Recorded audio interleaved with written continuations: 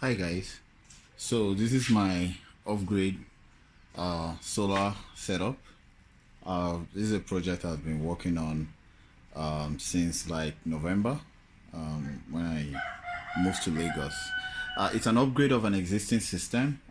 When I was in Abuja, I had a system that I was running for close to 4 years, and so relocating back to Lagos gave me an opportunity to upgrade the systems. And yeah, so this is the whole setup. For batteries, I have four 12 volts 200 ampere flooded acid batteries, and these are like Exide tubular batteries, and so far so good. They're performing quite well. I ran a capacity test on them yesterday, and they pretty much, did quite well. Like I was able to pull 165 amps while discharging them at C10, and the voltage was 23.3.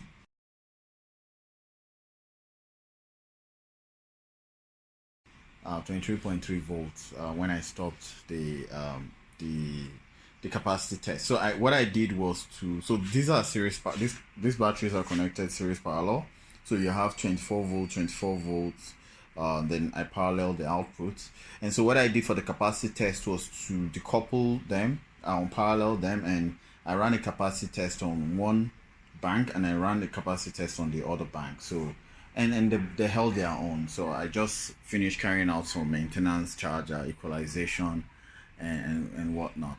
This is the inverter. I use it's called iPower Plus, but it's actually an Axpert MKS 3 kVA inverter, and I've been using this inverter since for close to a year now, and it's a really good inverter. One thing I love about this inverter is that it has a very it's a very efficient inverter, which means that when it's not running any load, it's using about 25 watts, which for me is just amazing. For the charge controllers, I have the Victron MPPT 100 150 volts smart controller. I just got this unit. I was using some other unit before, but I replaced it with the this is an upgrade. Connected to this is I have 9 Yingli 335 watts panel. Unfortunately, those panels are facing the north side because that's the only place in the roof that I have to do the for the installation. So I have some accessories. So for example, the way I connected my batteries was I have two bus bars here, and you have the positive bus bar and you have the negative bus bar, and the system is configured in such a way where every positive connection, so these batteries here, the parallel batteries, so all the positive from the batteries connect to the positive bus bar, and all the negatives from the battery connect to the negative bus bar. I use 25 mm cable of equal length for this configuration. The whole setup could it be neater, but it's a DIY system, so I have a circuit breaker. This one is between the charge controller and the inverter and the batteries, and then you have the inverter and the battery. These are 125 amps circuit breakers. I also have AC breakers here for the AC, both coming into and going out, input and output. For the solar panel, I have circuit breakers too, so I have them in 3 strings, and I parallel the output. Setup, I have these boxes are kind of like a quasi DIY combiner boxes. So all the strings get paralleled here, the negative get paralleled here, and the positive get paralleled here, but they run through the circuit breaker so I can isolate each strings, maybe for troubleshooting and whatnot. I also have some other accessories, like there is a Victron battery monitor. So basically what this guy does is to monitor the voltage and the terminal points to monitor the temperature. So it's connected to battery, monitors the temperature of the batteries, and also monitors the voltage. So it senses the voltage of the battery from the terminal point. The reason why this is very useful is that oftentimes there is usually, due to resistance, you find out that the voltage of the battery at terminal is always different from the voltage of the battery when the voltage that the controller sees. So by having this this battery sensor here, Victron calls it I think battery sensor, smart battery sensor or something like that, and it connects to the battery terminal and it's able to get the real accurate voltage of the battery and then sends it to the smart charge controller over Bluetooth. So I have to set up a Bluetooth network.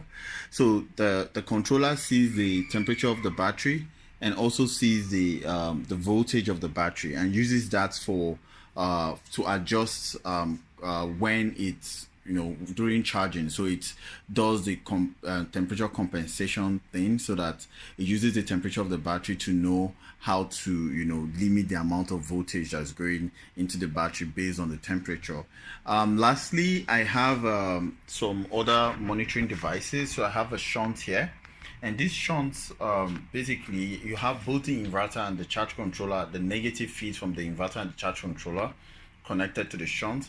And basically what the shunt does is to let me know how much goes into the battery and comes out of the battery. So basically helps me to monitor it. So I have a Victron battery monitor, which basically checks the system. So right now my system is in float, and there's been pretty much nothing going in or out of the battery, and the battery is 100% full.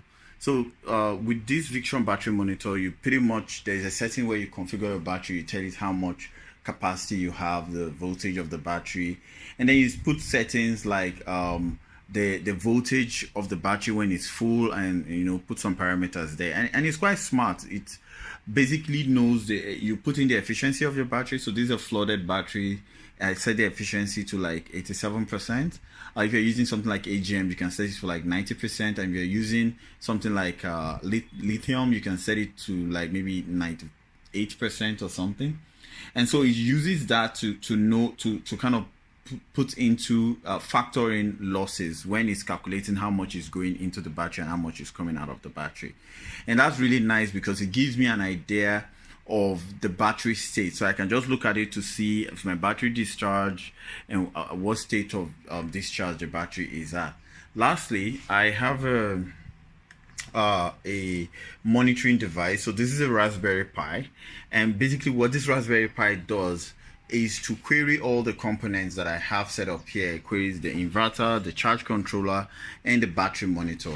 And there is this USB device. You use USB cables that connects to the charge controller and connects to the battery monitor, and it queries them for information and uses that information to know the true state of the system. So for example, for the inverter, it knows how much load the inverter outputs, let me know when the grid is on, how much I'm using from the grid, and the percentage of the load and all that, and I can graph it. So I can send it to my server in the cloud and plot a graph, and these informations are there, they are logged.